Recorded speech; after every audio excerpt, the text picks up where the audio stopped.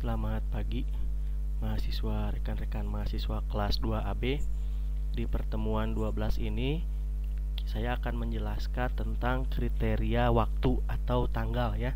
Nah, dimana di sini ada form transaksi penjualan ya. Ketika kita membuka laporan, nah sini laporan transaksinya, maka dia akan mencetak atau menampilkan semua transaksi yang sudah terjadi ya. Nah, sini sudah terjadi semuanya ditampilkan. Nah, adapun fasilitas yang sudah ada adalah kita ingin mencetak satu bukti transaksi dengan tombol cari, kita pilih misalnya transaksi yang ketiga, cari transaksi. Di sini sudah transaksi yang ketiga sesuai pencarian, kemudian cetak bukti transaksi. Jadi hanya yang ketiga saja ya. Nah, seperti itu ya. Yang lainnya tidak ditampilkan. Nah, kasusnya mungkin ada beberapa pelanggan yang dia tidak tahu nomor fakturnya mungkin ya, atau dia lupa nomor fakturnya tapi ingat tanggalnya, harinya, hari apa. Nah, maka kita akan sediakan satu buah fasilitas atau menu untuk membuka report berdasarkan waktu, yaitu tanggal transaksi ya. Caranya yaitu yang pertama kita buat menggunakan form design ya. Di sini kita tambahkan label dengan nama kriteria waktu ya.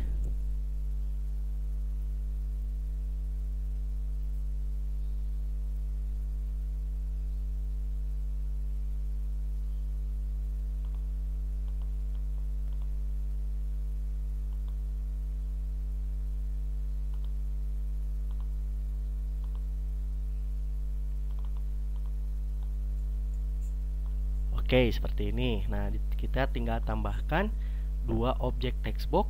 Ini untuk tanggal awal dan kita setting dulu. Nah, ini tanggal awal.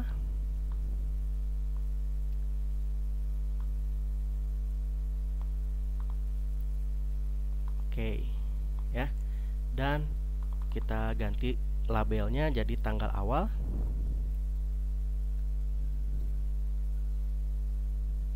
Dan textboxnya formatnya yaitu format date ya. Jadi di sini ada general date, ada long date, ada medium date. Nah, kita pilih yang medium date saja ya. Nah, dan nanti hasilnya seperti ini. Nah, ada date picker seperti ini. Ini untuk tanggal awal. Kita sediakan dua textbox. Ini tanggal awal, kita copy paste. Ini untuk tanggal akhir ya. Tanggal akhir. Oke, tanggal akhir. Nah, ini juga sama ya, date picker karena sudah tadi kita setting. Nah, tinggal kita beri nama di sini textboxnya yaitu dengan untuk mempermudah nanti ketika pengetikan where condition ya. Kita ganti jadi txt tanggal awal. Nah, sedangkan yang ini kita ganti jadi txt tanggal akhir.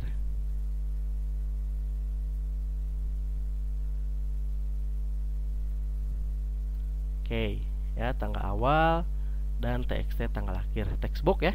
Nah, kalau sudah kita simpan dengan nama form kriteria waktu.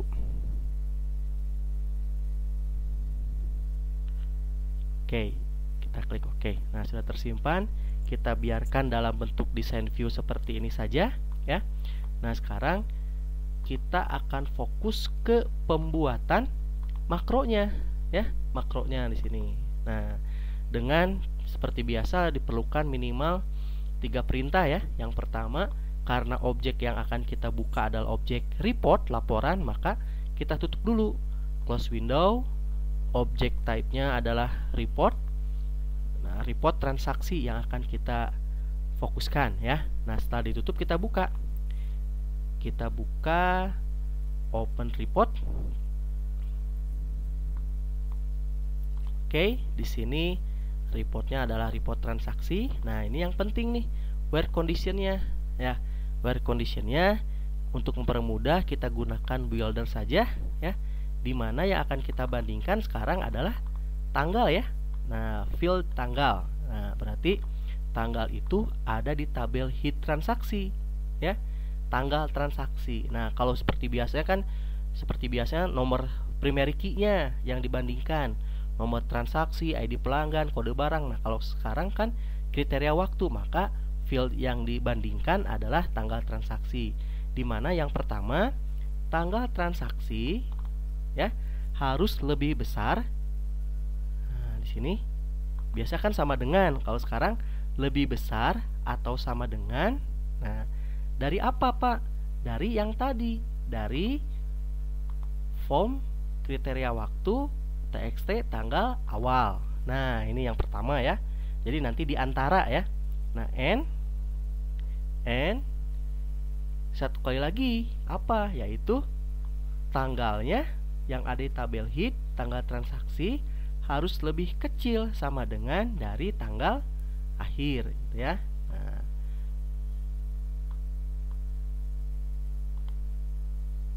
oke, ini ya tanggal akhir. Nah, kalau sudah kita klik OK. Ini perintah yang kedua. Perintah yang ketiga yaitu kita gunakan untuk menutup form kriteria waktunya. Objeknya objek form, formnya form kriteria waktu. Oke, 3 perintah sudah dibuat. Sekarang kita simpan dengan nama cetak per tanggal. Misalnya cetak per tanggal. Oke, kalau sudah tinggal kita close, tinggal kita drag and drop ke form design ya, cetak per tanggal. Nah, ini oke.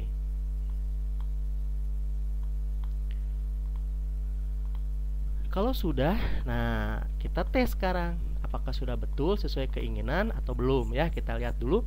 Di sini ada tanggal 10 Juni ya. Kemudian ada 10 Juni juga. Kemudian ada yang tanggal 1 Juni. Kemudian juga ada yang tanggal 1 Juni ada 2 dan terakhir tanggal 8 Juni. Nah, ya. Kita lihat, Pak, kalau sekarang rentan waktunya dari tanggal 1 Juni sampai dengan 10 Juni. Sampai hari ini ya, 10 Juni. Nah, cetak per tanggal, maka dia akan menampilkan dari tanggal semuanya, dari tanggal yang 10 Juni termasuk ya. 10 Juni termasuk. Oke. 1 Juni termasuk. Oke, ini juga 1 Juni. Ini juga ada 8 Juni. Tapi kalau misalnya kita pilih, Pak, saya ingin menampilkan transaksi yang tanggal 8 Juni saja. Berarti yang dipilihnya hanya tanggal 8 Juni, tanggal awalnya, tanggal akhirnya 8 Juni juga. Berarti dia hanya menampilkan transaksi yang 8 Juni saja. Cek, Pak, kita cek. Nah, dia hanya menampilkan transaksi yang tanggal 8 saja. Pak, kalau di antara tanggal 1 sampai 8. Nah, kita buka lagi misalnya dari antara tanggal 1 sampai tanggal 8. Berarti hanya tanggal 1 saja dan tanggal 1, tanggal 1 dan tanggal 8. Tadi kita ingat tanggal 10 Juninya ada 2 transaksi, tapi di sini tidak ditampilkan ya. Begitu juga kalau misalnya satu lagi misalnya dari tanggal 8 Juni sampai dengan 10 Juni. Nah, ini juga ada 3 transaksi, yaitu tanggal 10 Juni ada 2 transaksi, oke, dan 8 Juni ada transaksi. Tanggal satunya tidak ditampilkan ya. Jadi sudah sesuai ya. Nah, itulah yang dimaksud dengan kriteria pencarian berdasarkan waktu seperti ini. Nah, silahkan kalian input transaksinya dengan tanggal yang berbeda-beda, kemudian buat form transaksi dengan kriteria waktu pencarian seperti ini, kemudian buat makro dan dicoba ya. Semoga berhasil. Terima kasih. Selamat pagi.